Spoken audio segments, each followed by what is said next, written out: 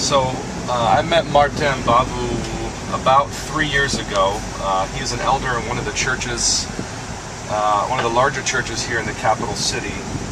He has his master's in public health and was trained by one of the former CMA missionaries here in the Che model of public health evangelism.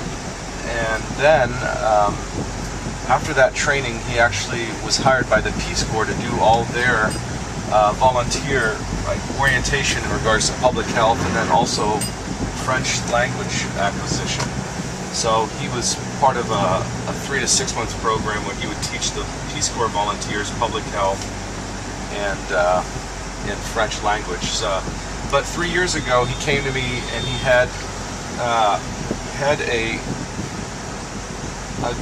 guy named Dwayne who worked with HIV Hope USA, who was coming to put on a conference that Martin had actually participated in Kenya 3 months earlier. And part of the deal was that he would have to put one on back here in Gabon. So the conference dealt with working with local people and developing basically methodology to battle stigmatisms with HIV/AIDS victims, so that the local church becomes a receiving place instead of a condemning place. So out of that conference, I was able to work with Martin to basically get non-profit status by the government of Gabon and started HIV Hope Gabon. And so here's a guy who has a master's in public health.